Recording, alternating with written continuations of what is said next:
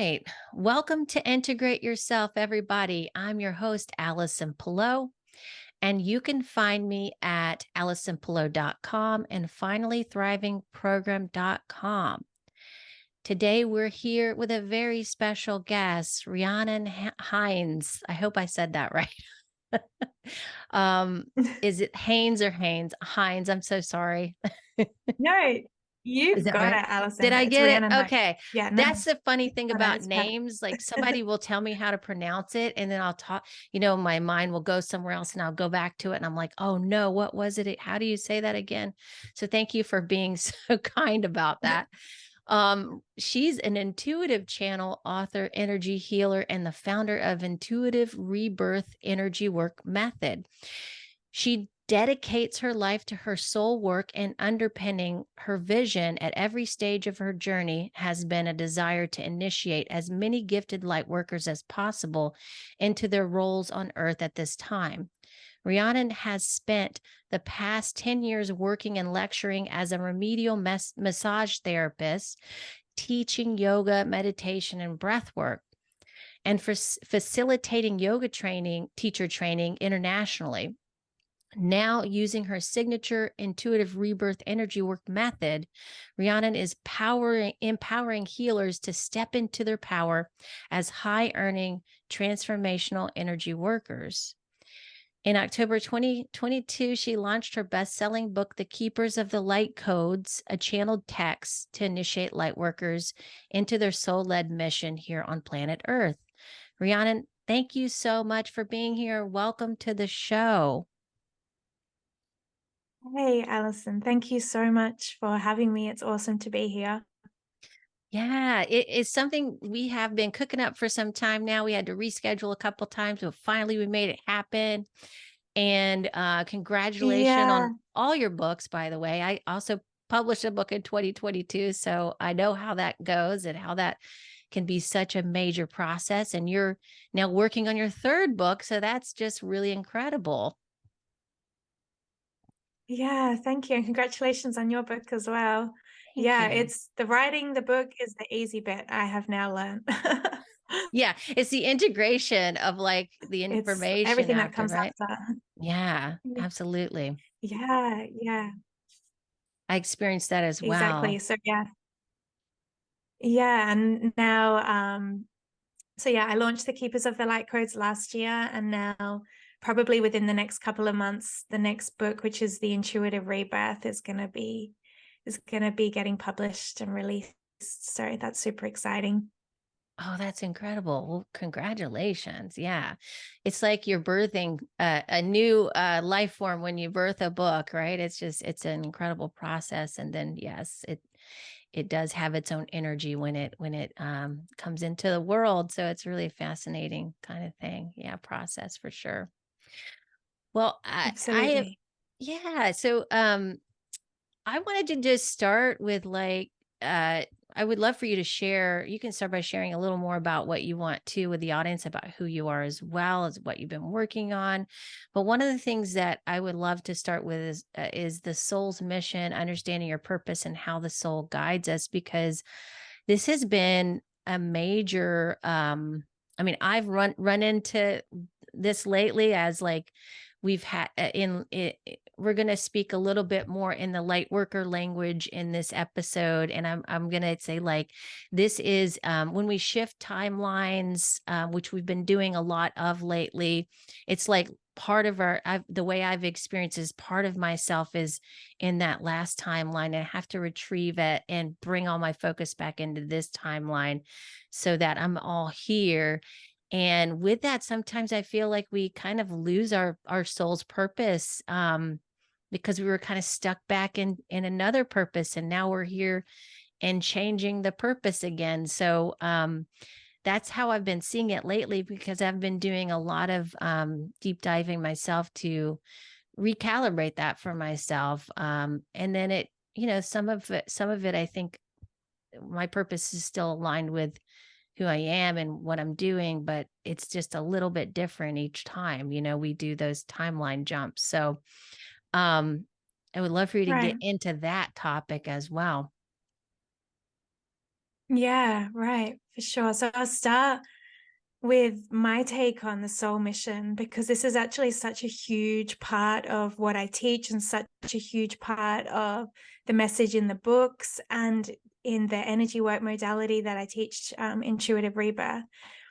And I feel that there is so much struggle embedded in like looking for your purpose. There is so much struggle there. Like when people realize that they don't enjoy their job, and it's like, but what am I here to do? Like, and in that, there can be so much deflation and feeling like you're not good enough or that you're out of alignment.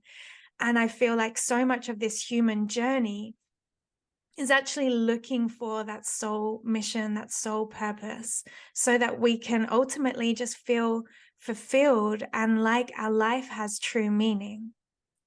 So in that, there's actually a lot of suffering. There is a lot of suffering because it's like this quest to be more, to be recognized, to have a bigger impact, to show up more authentically. It's this quest that takes people away from self. And self, when I say self, I mean the only self that can ever exist, which is the you right now. The you right now has a soul mission, and it's to be so connected to the essence of truth of who you are, that everywhere you go, you emanate truth as a vibration. And in that, you are activating humanity. You are changing the world. And if in each moment you can show up in more truth and more authenticity and more love, then moment by moment, day by day, that is going to start to take a unique form, a unique expression that might look like some act of service, starting a podcast, becoming a healer, a health coach, whatever it is. But when it comes to the soul mission, we have to take it off the pedestal, because we have too much expectation of this grandeur of how it should look. And you can't go from being in a job that is unsatisfying, unfulfilling, where you're basically completely disconnected from the essence of magic that you are. You can't go from that to this grand, fully expressed version of your soul mission, like where you're doing it, it's huge, it's epic. You can't go from one to the other overnight. And if you try and find that fully expressed soul mission from that place of like stuckness, like a job that feels unfulfilling, if you're trying to find that, it's not going to happen. And you're actually just going to feel disheartened. You're going to keep wondering, like, what is it? What is it? So to me, the soul mission is to embody truth and love, to embody truth and love. And each day to ask yourself, how does love express through me today? How does truth express through me today? So one day you might wake up and you might say, truth and love expresses through me today by writing. And you do that. But if you're looking like, is my soul mission to be a New York Times bestselling author? You're going to feel unfulfilled until you meet that expectation that you've created with your mind. And ultimately, there's distortion there. So the soul mission is to show up in each moment in truth and love, and to have no expectation of how that should ultimately look, but to surrender to the full expression of what spirit is trying to flow through you, what spirit is trying to birth through you. And that is always going to be incredibly magnificent. But if you just today give yourself to love, give yourself to truth, then you're on track, you're doing it. You're in absolute, complete, and total alignment with your soul mission.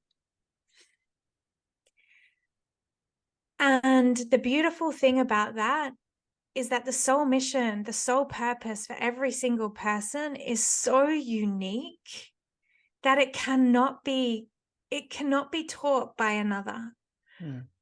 You know, so for example, my soul mission as it expresses through me right now is to teach intuitive rebirth, which is like a deeply somatic transformative energy work method. But anyone that comes into my field, it is highly unlikely that their absolute authentic soul mission is to do exactly what I do. So they can come into this field to receive the codes of activation that awaken within them truth and love. Mm. And then from that, they move into a deeper state of alignment of their own expression of their soul mission. So then how that relates to jumping timelines, as you asked, is it's like the more connected to the absolute frequency of truth and love, the more magic we can create, you know? So when you're at the start of your journey and you're living in a false paradigm where your relationships aren't really built on love, where your work isn't built on love, where your home doesn't feel like love, and you're kind of limited by these veils of distortion. When you start to breathe into your body and you start to heal and you start to look at all that you're holding within you that is distorted or untrue, then you start to break into a new vibration. You start to access a new vibration. And then from that higher frequency, you step into a higher timeline of what you can experience, of what you can emanate, of what you can action in your soul mission. So our timelines are always up leveling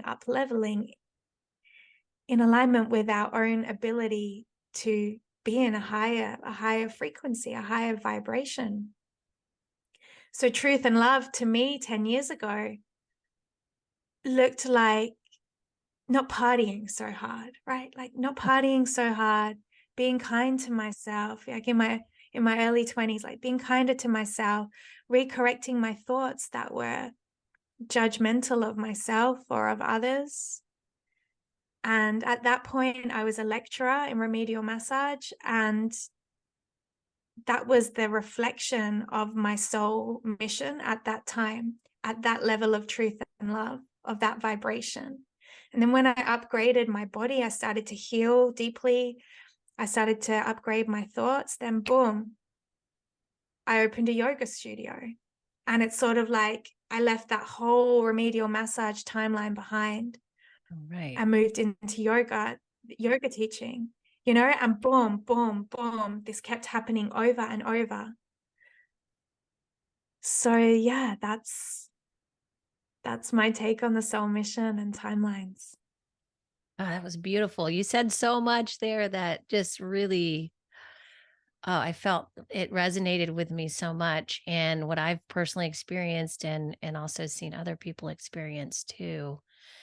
And yeah, I mean, it's we put so much pressure on ourselves to find purpose in our life, and you just hit the nail on the head, which is basically just finding the truth of who you are in that moment.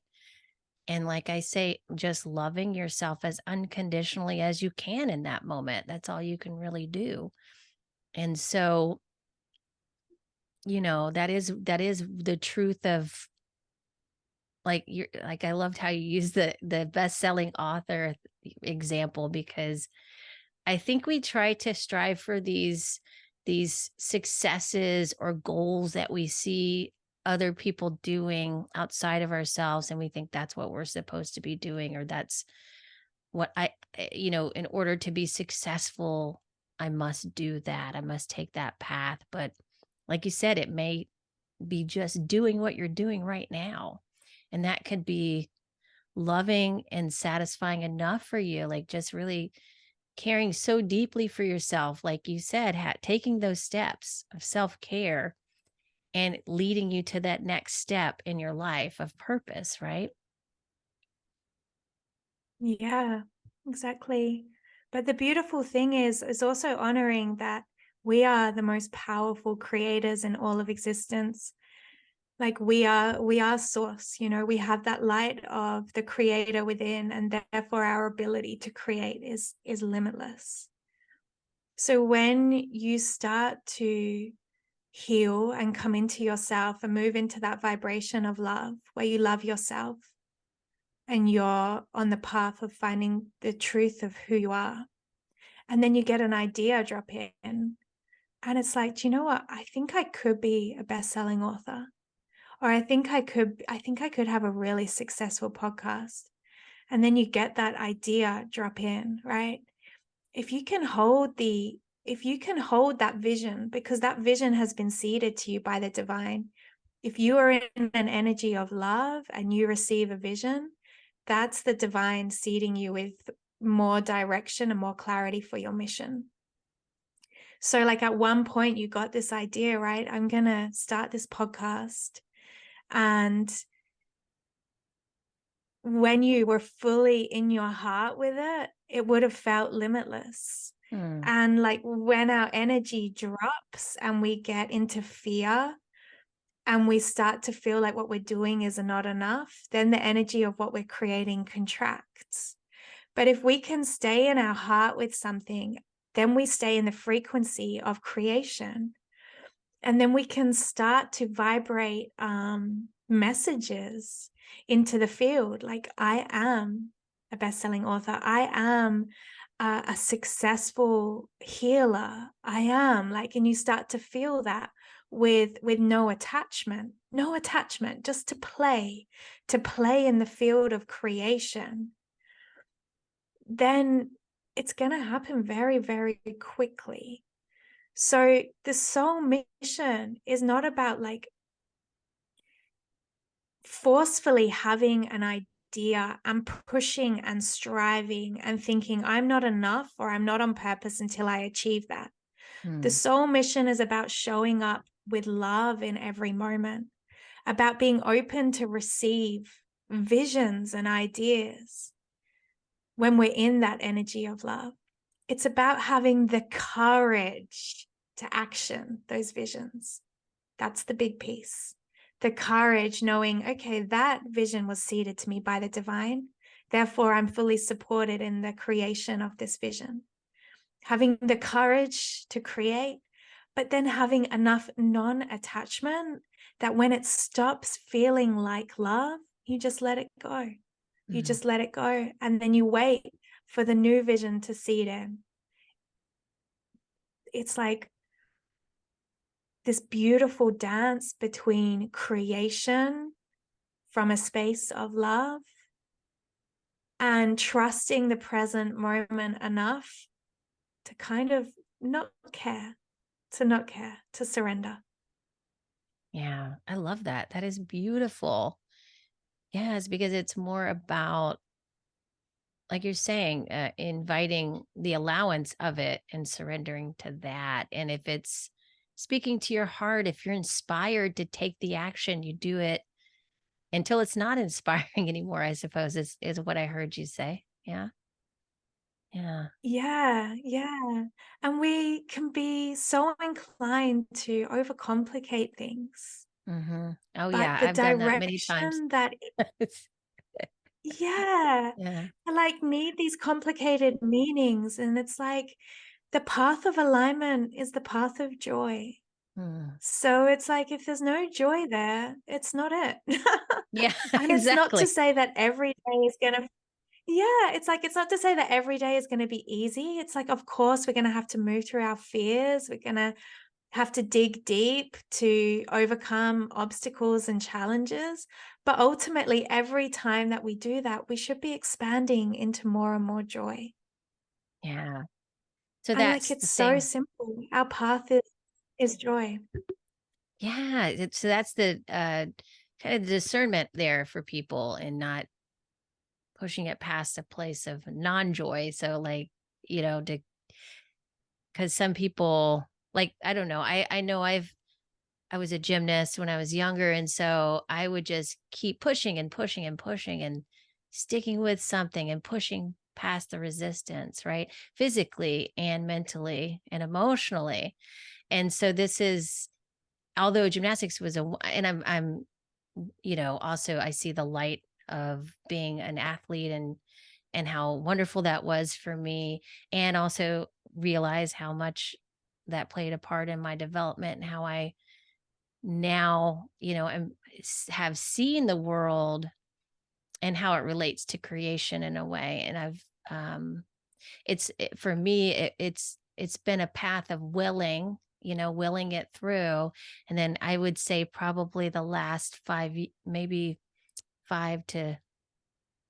5 years or so, I've been learning how to invite that part of myself to take over the divine will aspect. And like my will is important, but it works in collaboration with divine. So that's how I see it. And it's something I'm practicing, because I'll go back into that space of, needing to push,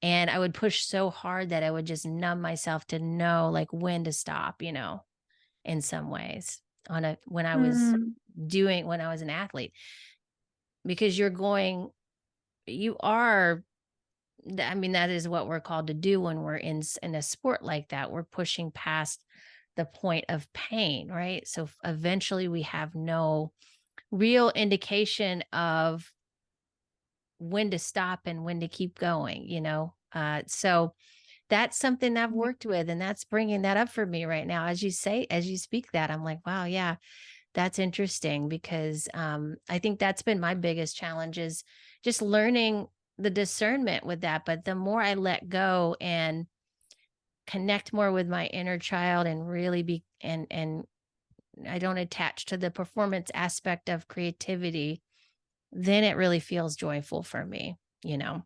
And that's when I'm like, this is great. Yeah. Yeah. Yeah. Yeah. But I guess what you received as well, Alison, is like such an empowering lesson of resilience. Like resilience on this path is really important, because that piece that I spoke about, like action, Hmm. requires so much courage and requires us to act when it's uncomfortable. And a lot of us in this world of infinite comforts don't know how to act when it's uncomfortable. So like your lesson in this is like actually really different to most of the collective. Your lesson is like you're so used to acting with discomfort, remembering learning how to remember, like, is this actually true to me right now? Does this actually serve me right now? So that's a really different lesson. And I think a lot of men actually have to embody that more. Like my husband's journey to this point where he's just super surrendered and on his path, and he has so much creative energy, but he lets things go really easily. That's been a hard place for him to get to, because the fear of like walking away or giving up or something has always been huge for him. He's Mm. had to like really learn to surrender, and that it's okay to give up when something doesn't serve.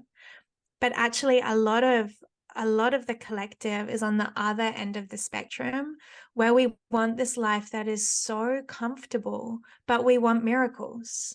And actually the miracles only happen when you meet the universe in that space of courage, walking through like the fire of fear in the direction of joy and lasting pleasure. And most people actually can never live the life of their highest purpose, of their truest and most authentic soul calling, because they're not willing to get uncomfortable. They're not Mm. willing to get That makes uncomfortable. sense. That makes a lot of sense. Yeah. Yeah.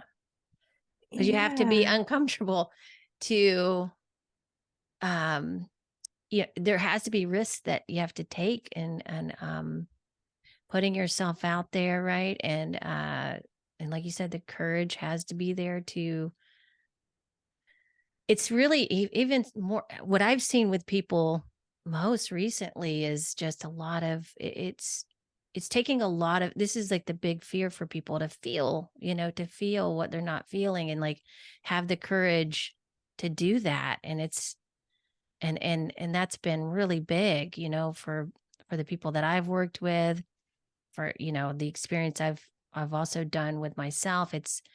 That seems to be the uncomfortableness lies within feeling it, right? Because we're being comfortable is to be, um I don't know if neutral is a word for this, but maybe the neutral zone, or just not, maybe apathetic, or, just, but Yeah. yeah, I mean, we have to be able to feel all the emotions, the ranges of emotions, and that has been, I think, for me, that's been my path. I mean, there's many layers of that, and that's been liberating in many ways, but also, the people that I've worked with, personally, and the people that have been in my group, it's like this is the big thing that really transmutes the energy to the next level, right? I mean, it's that alchemization of that fear that we're holding, or that block that we're holding in our body, and we're Mhm. suppressing, that we're not expressing it. And that has been for me Yeah. the biggest healing modality, is just personal expression, really. And what I've been helping people with. And it Mm. seems to be what we're needing right now to get out of our comfort zone, because we aren't really being ourselves. Like, who is that? You have to ask your question, who is this? Who am I? What am I, with the soul mission Yeah. discussion, it's like that question of, who am I? How do I get to know myself? How do I understand myself? How do I have compassion for myself? That exploration has to be taken, and that takes a lot of courage to do, right? It takes a hell of a lot of courage, but that's where the magic lies. And like when we feel, we heal. And when we heal ourselves, we come into alignment with that energy that we spoke about, of love and truth. And within pain, like pain on any level, pain of the heart because you're sad or there's grief, or pain of the body, like the headache or the migraine that won't go away, whatever pain is there in your life, like it's a portal. It's a portal, and it presents as a contraction. But following every contraction, there's expansion. And there's a chapter in my new book, and it speaks about this. It's like we have to honor the pain and actually follow the journey of that contraction within the body and within our external reality. And when we can follow the contraction with loving neutrality, without judgment, we follow it into an expansion. Like if you think of a woman in labor, Mhm. maybe if there's all the mothers tuning in right now, it's like when you give yourself permission to feel the remarkable pain of a contraction or the intensity of a contraction in labor, and you follow it, you are Mhm. like broken through then into like a softening, an expansion where you're a different person to what you were 2 minutes ago. Your body is softened, you're prepared, you're more surrendered as a mother. And that's true in everything. Like when we try to run away or avoid or numb the pain, we can't find the expansion that this contraction is trying to show us. So, for example, if you like have injured your back, like my go-to is when I'm busy, like so when I've been so busy in my life doing and doing and doing, I throw my back out. Mhm. And it's like I lay in bed with this agony. And if I try and run away from the agony and get back to life, the pain persists. But when I follow the pain and I be with the pain and I lay in my bed and I breathe into that pain and I ask it, what are you trying to show me? What are you trying to show me? And have love for the pain, knowing that this contraction is going to bring you into a higher frequency of love ultimately. then it does that. It does that. Usually the back pain is like, you need to rest. You need Mhm. to slow down. You need to stop. And when I get that, my back heals and I usually surrender into love and like have all these aha moments that I wouldn't have had if I fought the pain. And this is true in everything. Like if you're in a job that you hate and you're like depressed, you're sad, like each day there's like a heavy cloud weighing down on you that doesn't seem to shift, like that's pain, right? Mhm. Breathe into that heaviness, like breathe into that cloud. What are you trying to show me? And in that open, inquisitive question to the divine, you will be shown when you stop resisting the pain and stop trying to numb the pain. Yes, that's a wonderful way to express it. And yeah, it's I know I have been a holistic personal trainer for many years and I still work with people on the physical level as well. And it's very different than what I used to do. But people would be like, they would have some pain, either, the back pain or in another area of the body. And what can I do? What can I do to get rid of this pain? They want me to give them exercises or something. And sometimes I would, but then if it persisted, I was just like, just lay down and do nothing. Or, watch a comedy or That's something so while you're beautiful. laying down, because like it's really just your body, like you're saying, your body just needs that regeneration. It needs you to pay attention to it because Mhm. we're not actually putting the time, the interest, um, and the attention into ourselves. That's what that's telling us because we're so busy doing other things outside of ourselves. So if we can just give ourselves that Exactly. time, right? That attention, then and that love, really, it's just really giving yourself love, giving your body love. It wants to know it matters. It wants to know it exists, right? Everything wants to be acknowledged. Yeah. So that's all we really have to do. And I love that you brought that up because it is important for people to realize like we live in a world that's so busy and everybody's just hustling and trying to strive and we've got, but we're in a way, I see it as, and this is not a judgment, but I do see people not they're distracting themselves from themselves, as I like to say, basically. So we're not really spending time with ourselves like we would a child, like you wouldn't want to ignore your child. You don't want to ignore yourself either. So yes, it's very important. Yeah. And, we spoke at the beginning about being in that vibration of love to receive those visions, those ideas, those insights about the direction of our life. And it's like, how are we going to receive if we are just like not even stopping for a second? So often we are like pushed into a state of surrender so that we can receive. Spirit is always trying to communicate with us, guide us, direct us. But if we're going a million miles an hour, like constantly thinking, radio on in the car, TV on at home, there is no space for insight to come in. So when we're forced into quiet, into stillness, into rest and recovery, to be with ourselves, we're forced to create space to receive, to be directed. And when you can find the miracle in everything that feels like pain or like a challenge, when you can find the miracle, then you're essentially in mastery. You've found mastery.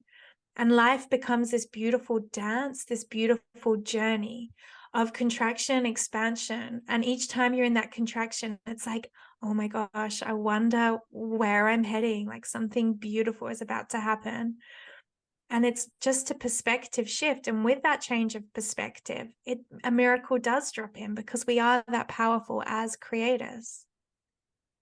Yeah, I believe that too. I believe it. Yeah, and I know it, because I've experienced it and it's so interesting that many of us, we don't remember that, and it's something that we have to keep reminding ourselves, like, we're creating this. We're that powerful that we are creating every moment in our lives, it's just incredible when you think about it. Yeah. We are literally creating all of it. And that can be a hard pill to swallow for some people because they'll look around and be like, but I don't like my house. I don't like my job. I didn't create this. But if you can Right. get really radically real with yourself and take responsibility and ownership for the part that you've played in the creation of your life exactly as it is, if you can find that radical responsibility and say, actually, about a year ago, my thoughts were so low. I was so worried about money. And as a result, I now have this kind of scarcity playing out in the paradigm around me. Then guess what? You've just realized how powerful you are as a creator. And that's a beautiful realization. So just change your thoughts and create something better, create something that you want to experience. Our reality is just a reflection of our vibration, our mind, and our level of belief that we have in our ability to create. Like, I've Yeah. got to the point now where I know that my mind is like so powerful in creation that I'm really careful what I daydream about. Like, I will only daydream about the full fruition and manifestation of my absolute heaven on earth. Otherwise, Yeah.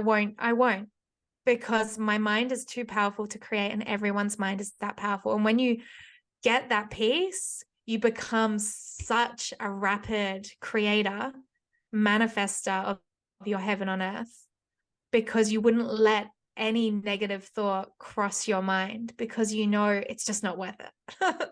Yeah, yeah, exactly. And there's another piece to that, of course, if you feel like there's something that needs to come through and it feels negative or something that's old, I always say just allow it to come through because it needs to be felt because you're suppressing it possibly, right?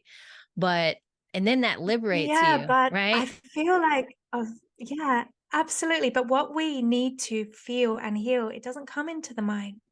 It comes into the Right. body. Oh, that makes The mind sense. is where Yeah. we create. Yeah, the mind is where we create. Negative thoughts are literally just distorted delusion. They are not real.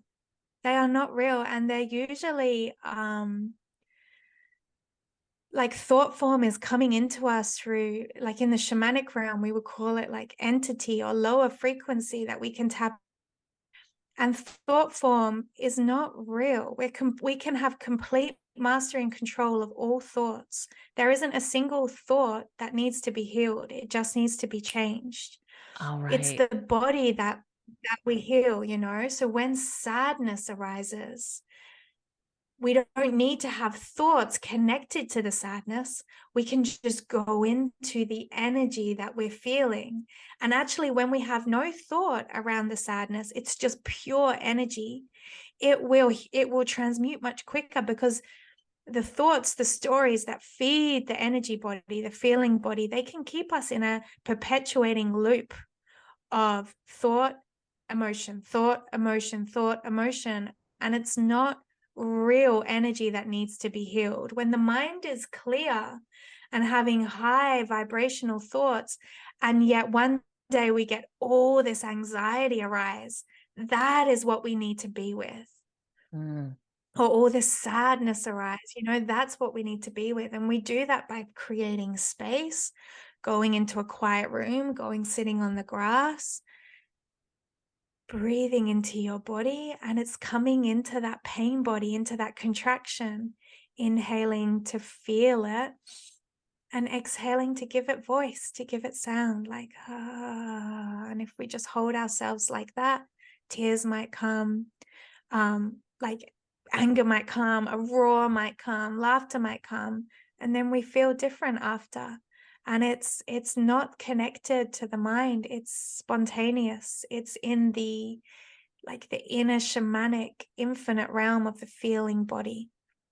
Yeah. Yeah. That's where That's the most important part to tune into, right? I and what I'm getting from what you're saying, and I'm aware of this as well, but it sounds like you're saying that our thoughts are really not our own. They're really coming from somewhere else, most likely, so not to trust Yeah, those as like much. floating Just to let him surface. move through. Yeah, yeah. Especially, Yeah, totally, yeah. exactly. Yeah, and expressing through voice. I noticed that you have been talking about that lately, or doing those kinds of practices, and I've been into that myself for quite some time. I love voice work and expressing through voice. It's just so that's been one of the biggest healing practices for me as well. On a personal level, I just love it so much. So yeah, it's Yeah. like feel when you feel, make a noise or whatever noise that wants to come out. Just toning on a daily basis is helpful for that, I find too. What have you found with the voice? It's so powerful. It's so great that you're doing that, Alison, because I really do feel like the voice and sound, if it's not present in this healing work, we're not doing it right. I really do feel that. Yeah. Because well, it's not that we're not doing it right. It's not we're not moving the energy to the full capacity that we could be. Let me reword that. So Yeah. the throat is the purification center. So to me, it's like when energy wants to move, it's like it wants to rise up, and what doesn't serve wants to come out the mouth, like out the throat. So in this, like in intuitive rebirth sessions, we find that people start coughing, they start burping, they want to make a lot of noise. It's almost spontaneous, or their mouth almost closes and distorts where there is such tension, such restriction here that they can't open that throat. And therefore, the energy kind of starts to feel like it's getting stuck within the body because it's got nowhere to move. And the reason most people will not make sound unless they are really encouraged and prompted is we spend our whole life being told to shut up. Mm. Like in school, we're told to put our hand up to go to the toilet. Even babies, like we give them dummies when they start to express. And all throughout life, sitting in the office desk in work, you're not going to start speaking your truth. You kind of just sit there and be quiet. And this starts to create a constriction in the throat and in the mouth because there is truth that is not being expressed. And when the throat can't be open as a portal for purification, then the body cannot purify and heal and transmute, and in all the lower centers as well. Like we can't heal fully from our womb unless we give our womb voice. We Mm. can't heal fully in our heart, in our ribs, unless we give our body voice and sound. So it's like pretty much the most healing thing that someone can do who is very quiet, subservient in their life, going to an office, being a good person, getting everything, ticking all society's boxes. Like go into a forest, take your shoes off and scream, like breathe into your Yeah. body, breathe into your lower belly and give your body some sound. Yeah. And That's and it's beautiful. in that, like, yeah, it's like lifetimes, years of suppression, of not Hmm. speaking your truth. Just like, that's freedom. That is freedom. Yeah, that is. I've experienced that too. I'll tell you a story that when I was pregnant with my first child and in labor, it was a 24-hour labor because I wasn't dilating. And I've probably shared this story on this show before. So if the audience has heard this before, please forgive me. But I basically, this is what came up for me to heal first with my voice. It was that I was screaming because I was in a lot of pain, and the nurse told me to shut up, and I was just like, oh. It just everything closed up. And of course, that then made the birthing process much slower and, just wasn't, I just didn't feel like I was an opening, because I was like, it closed me up. And so since then, I've learned that, our throat chakra, like you're saying, I love how you're putting it because I haven't heard it said in that way where it's purifying that. That's really beautiful, but it's connected to our pelvis, right? So, it's going to have an effect on that. And there's a reason why women use sound traditionally through birthing, is because it opens the pelvis up naturally. It's like you said, it's creating a portal, right, for the baby to be delivered. Mhm. So it's something we're naturally, as women, supposed to use our voice, and we have unfortunately experienced, like you're saying, a lot of suppression in that area. And so I think this is the next level of healing for many women as well, and men too. It's just like, yeah, it's been so interesting also the past couple of years, and masking up and that symbolism for the voice, and not able to like get close to anybody, or that was interesting too. But I just think we have had a lot of suppression as it relates to the throat, and it's time to heal that. Oh, so much. Yeah. Yeah, and your story of that experience in birth is the perfect, and that like the perfect metaphor, the perfect analogy of that connection of what happens when we like limit the expression of ourselves through sound. We close up and the body can't open, the body can't heal, basically.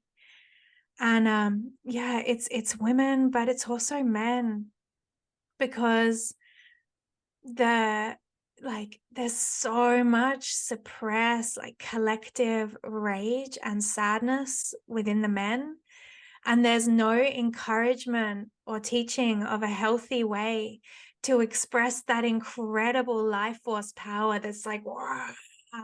It's like there's no healthy expression of that. So it's like Yeah. then the young men, they get drunk or they go to nightclubs and do drugs or whatever, and then there's these fights on the streets where it's just like all that pent up energy being given expression in such an unhealthy way. It's like we need to be creating these healing spaces where men can like wrestle and roar, where women can stomp their feet and sing and like howl at the moon. It's these primal expressions of sound that free humanity. And it's like song as well, like our authentic song has such a power to heal and open us at the throat, to heal our body. And song has been stripped from like this society. It's been stripped, and children, like we should be singing. We should be singing all Yeah. the time in community so that our hearts can open, so our throats can open. If you ever go to like a kirtan, like bhakti yoga, where you're singing in devotion, you can just feel your body opening, your heart opening, you feel tears coming. It's like it's all the throat. Like we need to Yeah. sing and scream and laugh and speak from our hearts.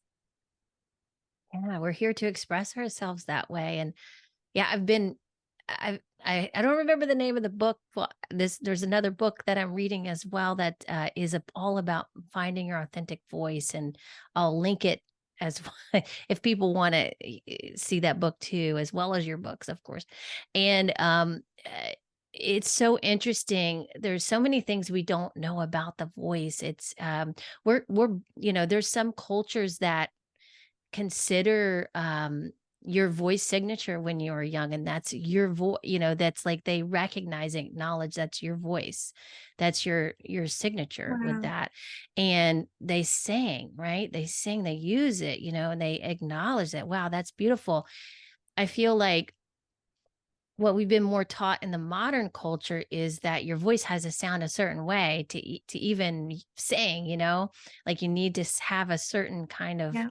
sounding voice. And That's really overriding, the ourselves in that nature, like really getting to know our sound, because everybody does have a unique sound. I've just recently been connecting with that with myself. I've just found my sound, and it's like incredible because there's it's wild because there's a such a deep level of self acceptance that goes into that, right? When you really know your Yeah. sound. Yeah. Oh, I love that you've connected with that. It's I feel like it's one of the most healing things that we can ever do is to find our sound. And I've never considered myself to be a singer or like have a good voice. And it's actually such a huge part of my work is my song. So I hold like in the group energy healing work, I hold the space through like channeled sort of shamanic singing. In my one-on-one work, it's like it's all song, it's all light language, and it's like in the rawness of my voice where it isn't perfect. It's like in the rawness of it, it's penetrating like the rawness of the human form, the rawness of the human emotion. And it's like, I'm so grateful that I have that rawness, that imperfection to my voice, Yes. because Yes. that's the voice that is needed to do this healing work.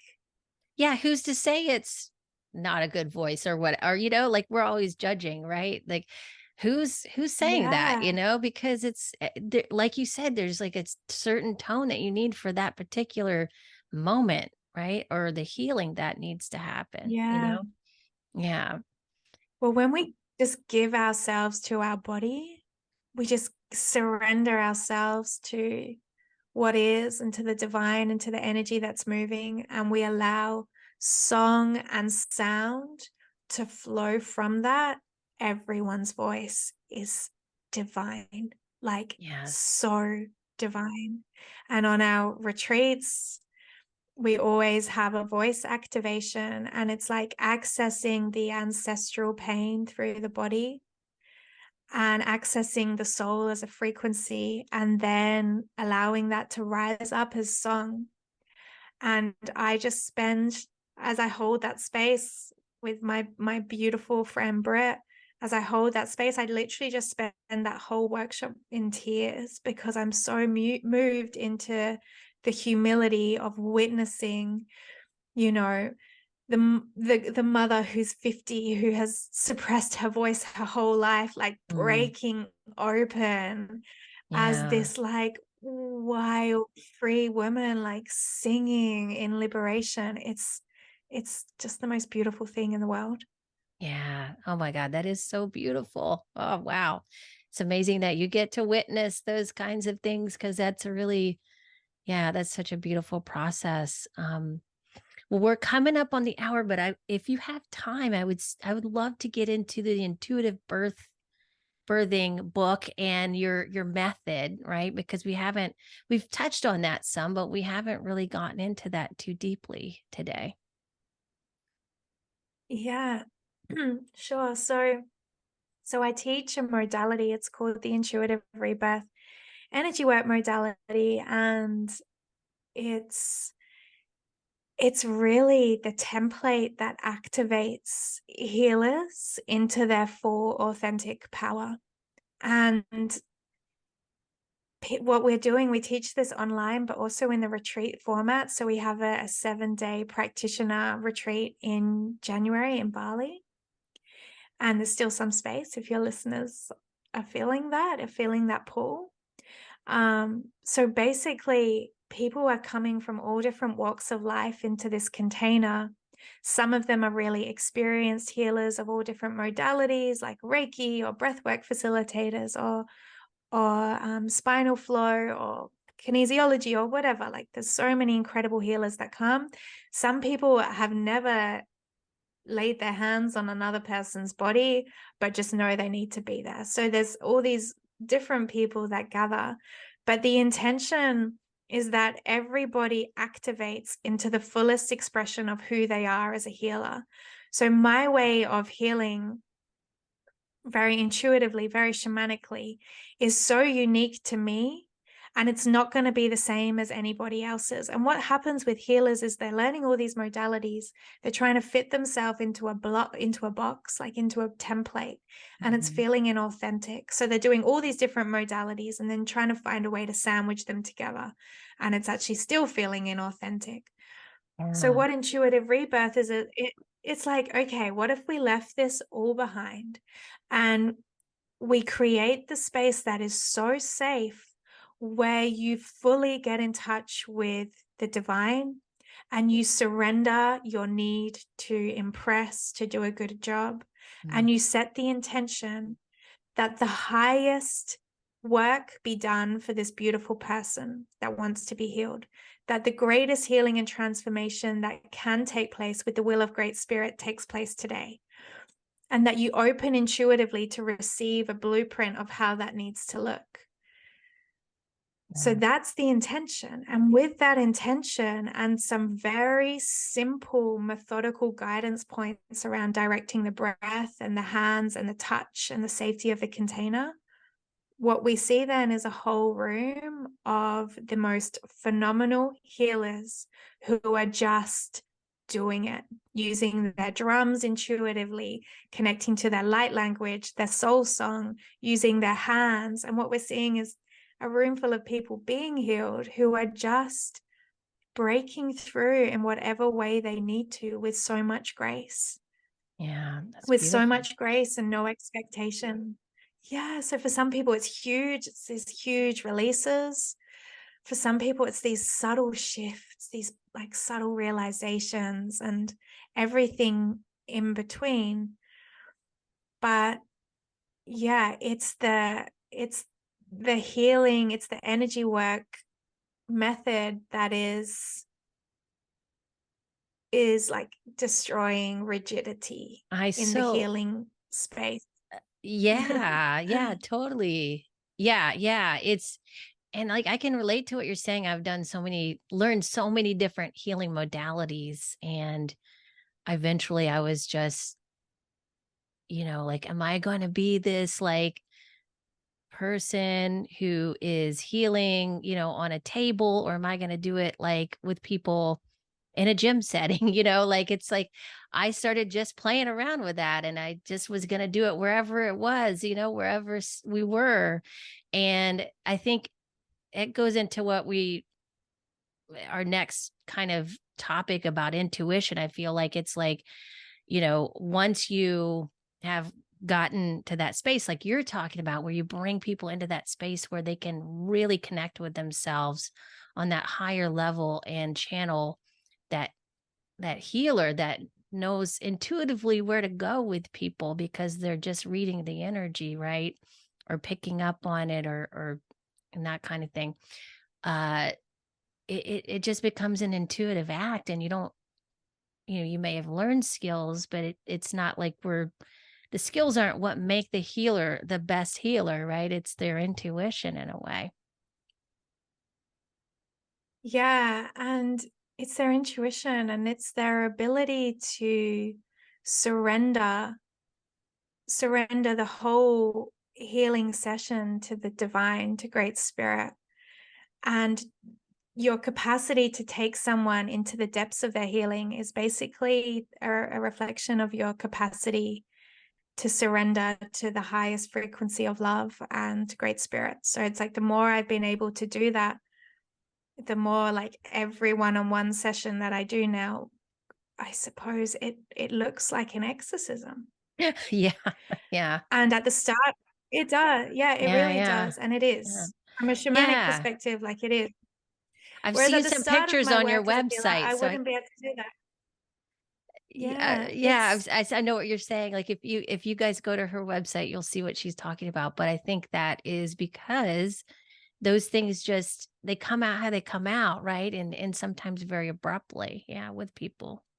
Yeah. it's it's what happens in the presence of love. Yeah. When there is a very high frequency of love in the space, anything that is not love cannot remain in the space or in the body. So like people assume that by looking at the photos that we're pushing for these big cathartic releases, but we're not.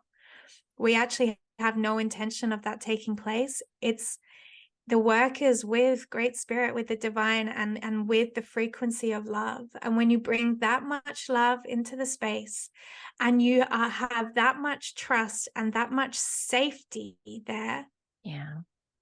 then anything that isn't love will leave. But that doesn't happen in a lot of other people's healing work, because they have fear of those energies that want to leave. And as soon as Right. fear is in the space closes down. The That ability to makes heal sense. closes down.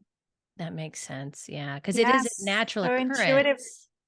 It's a natural thing to happen for people. We're It's a always release, right? Yeah. our body is organically and constantly, spontaneously wanting to move back into love and purity and truth.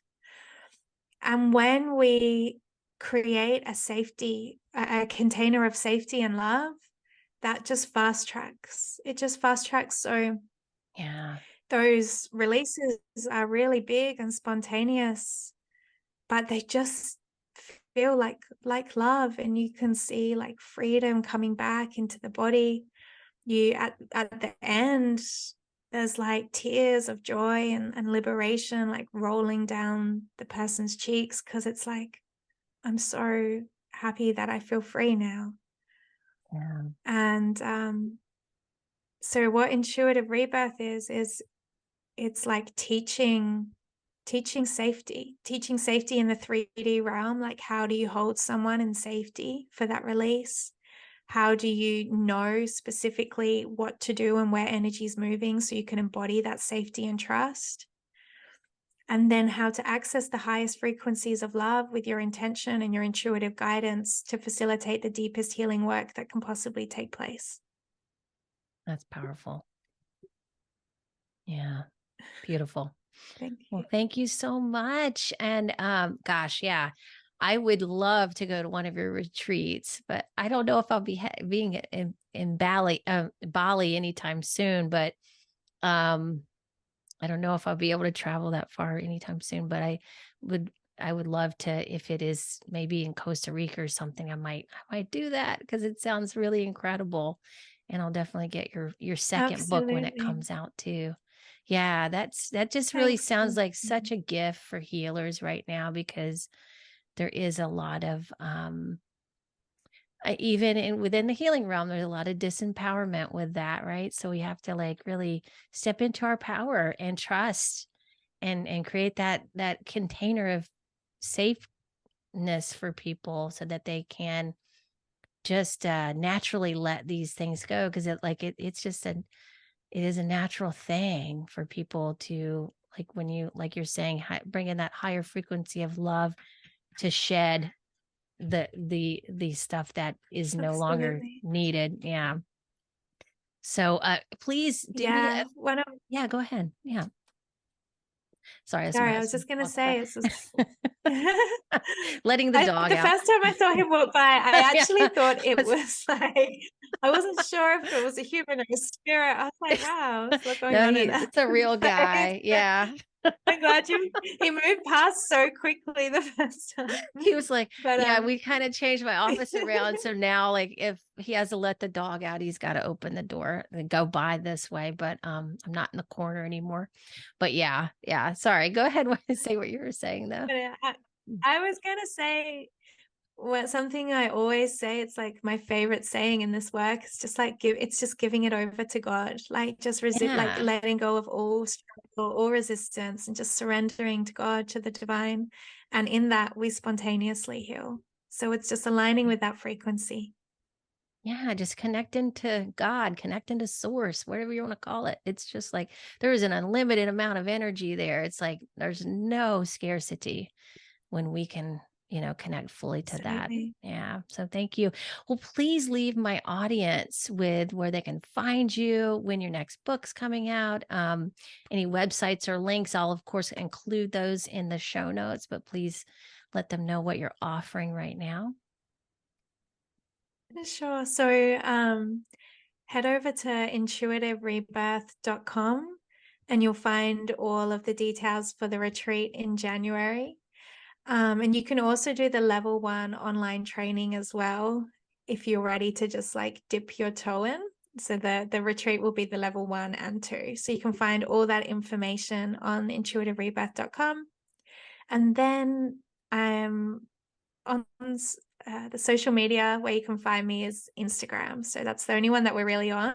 So there's Rhiannon Heins with a little underscore at the end. And then there's the Intuitive Rebirth page as well. So you can go onto the Intuitive Rebirth page and really get a feel for the essence of this work and everything that we do. And also feel free to like reach out to me, to send me a DM on my Instagram page if you want to know more. Like, I'd be honored to chat with you and open that conversation. Well, thank you so much, Rhiannon. Rhiannon. Is that another version of Shannon? It kind of feels like Shannon in a It's different form. it's No? it's actually a really old Welsh name. It's from Wales, Rhiannon. Oh, My nan would have said Rhiannon. Rhiannon. But so Rhiannon. my Rhiannon. Yeah, so it's a really old Welsh name. It's not uncommon in Australia, but I've noticed that everyone in the States does not know my name. Well, I love it. Thank you so much. And thanks for coming on today and sharing so much incredible wisdom and your energy. Thank you so much. Thank you so much for having me, Alison. It's just been so beautiful to chat and connect. Same here. Thank you.